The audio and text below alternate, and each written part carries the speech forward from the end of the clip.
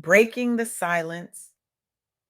Why Black mental health matters. When was the last time you heard someone say, I'm not okay, and really mean it?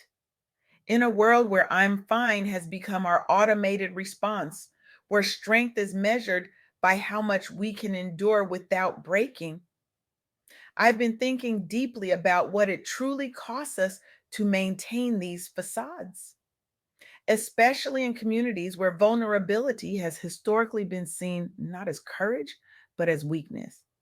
I recently had the profound privilege of interviewing Summer Sanders, whose groundbreaking work in Black mental health advocacy has transformed how we approach healing in our communities. Summer isn't just another voice in the conversation. She's a revolutionary force who has dedicated her life to dismantling the stigma that keeps so many of us suffering in silence. Her work has created safe spaces where thousands have found permission to acknowledge their pain and begin their healing journeys.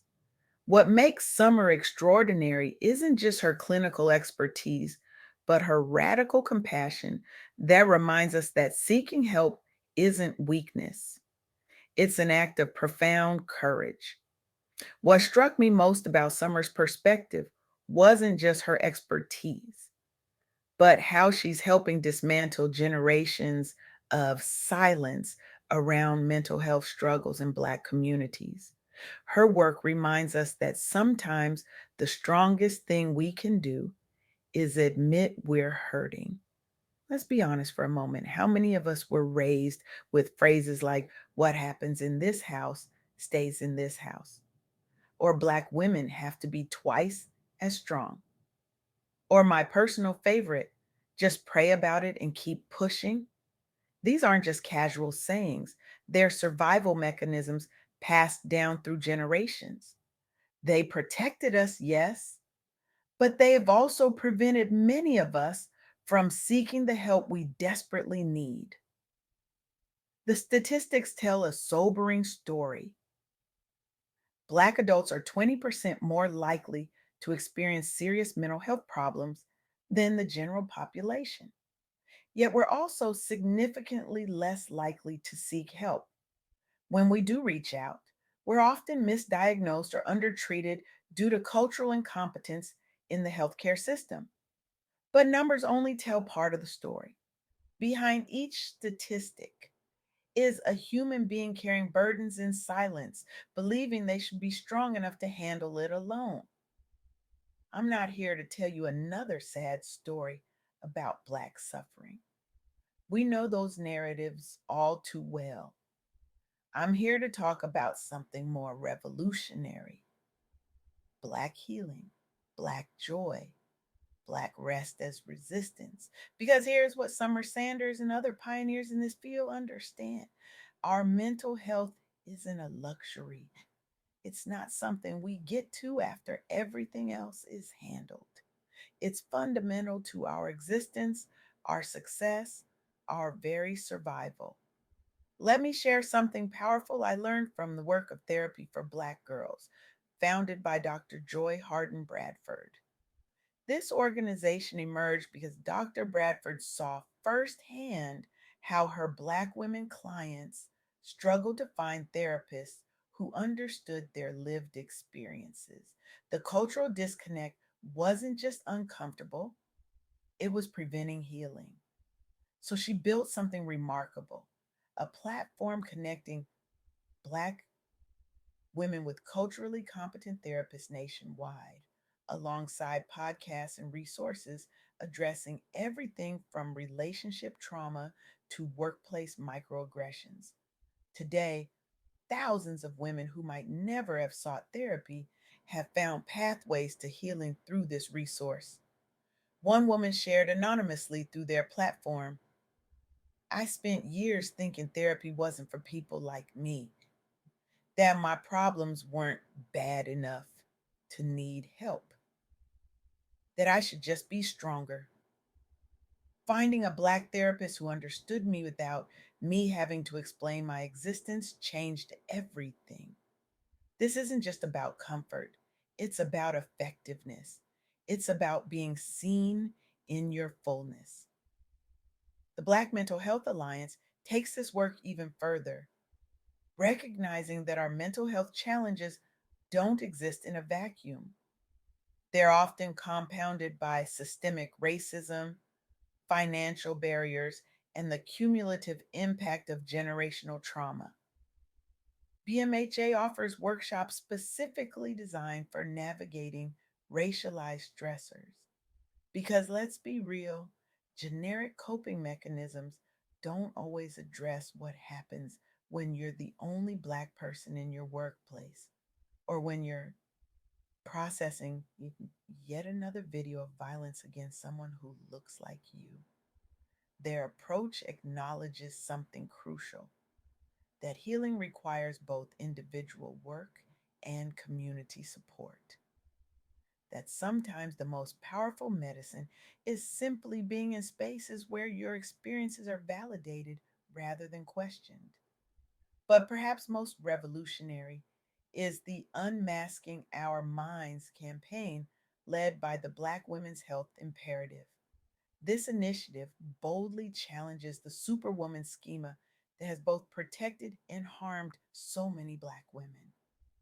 The campaign speaks directly to the 21 million Black women and girls in America experiencing what researchers call weathering, the premature aging and health deterioration caused by chronic stress and racism. It says something radical, that rest isn't lazy, that joy isn't frivolous, that showing up for yourself with the same dedication you show up for everyone else isn't selfish. It's necessary. As one participant in the campaign put it, I spent 40 years being everyone's rock. I raised my kids, helped raise my grandkids, worked 2 jobs, served in my church. When I finally collapsed from exhaustion, not one person I'd been holding up knew how to hold me. That's when I realized I had to learn to prioritize myself before there was nothing left. This is what Summer Sanders' work illuminates so brilliantly, that our strength has never been in our silence or our suffering. Our true power emerges when we have the courage to acknowledge our humanity, our vulnerability, our need for support. Now, I know what some of you might be thinking.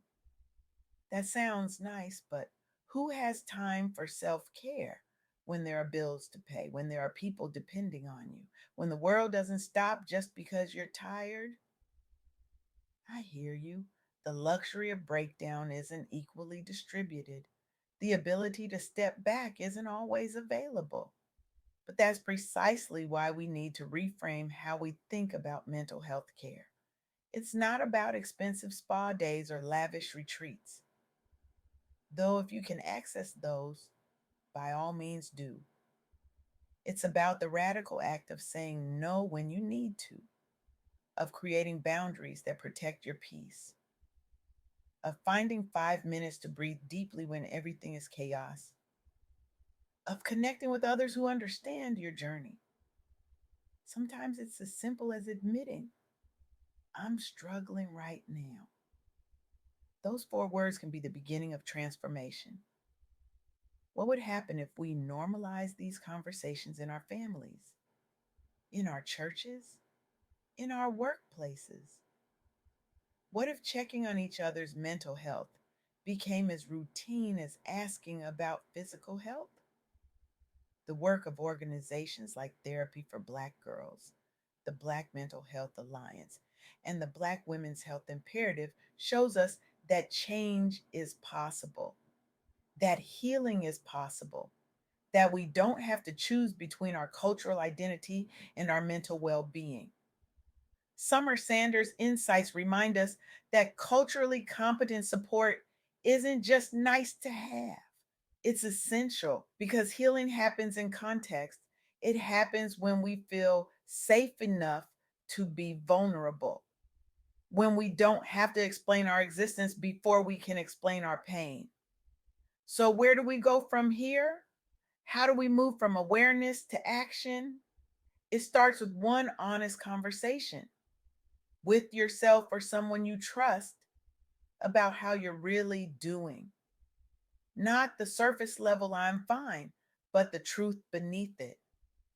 It continues with seeking out resources designed with your experience in mind, whether that's finding a Black therapist through directories like Therapy for Black Girls, joining support groups through the Black Mental Health Alliance, or simply following social media accounts that normalize mental health conversations in our communities.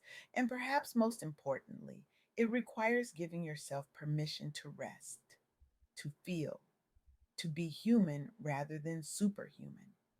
As the Black Women's Health Imperative reminds us, show up for yourself like you show up for everyone else. This isn't just about individual healing, though that matters deeply. It's about collective liberation because a community of people carrying unaddressed trauma cannot reach its full potential.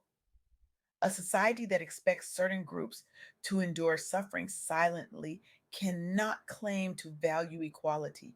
When we heal ourselves, we help heal generations, past, present, and future. We break cycles, we create new possibilities. I want to leave you with this challenge. Tomorrow morning, look in the mirror and ask yourself one question: what would I do differently today if I truly believed my mental health was as important as my productivity? Then take one small step in that direction. Maybe it's a 5-minute meditation. Maybe it's finally making that therapy appointment you've been putting off. Maybe it's telling someone you trust, I'm not okay and I need support. Because here's the truth that Summer Sanders and so many brave advocates have shown us: our liberation will never come through silence. It will come through our voices, raised in honest conversation. It will come through our boundaries, firmly established. It will come through our communities, rebuilt around the radical notion that we all deserve to be well. The revolution we need isn't just happening in the streets, it's happening in therapy offices, in support groups, in quiet moments of self compassion. And you deserve to be part of it. Your healing isn't just possible, it's your birthright. And it begins the moment you decide that your mental health is non negotiable. Not a luxury, not an afterthought, but the very foundation upon which you build everything else. So I invite you right now to take the first step. Break your silence, claim your healing, join the revolution of Black joy, Black rest, and Black wholeness. The world needs you, not just your strength, but your vulnerability, not just your resilience, but your authenticity, not just your survival, but your complete and glorious thriving. The time for silence is over. The time for healing is now.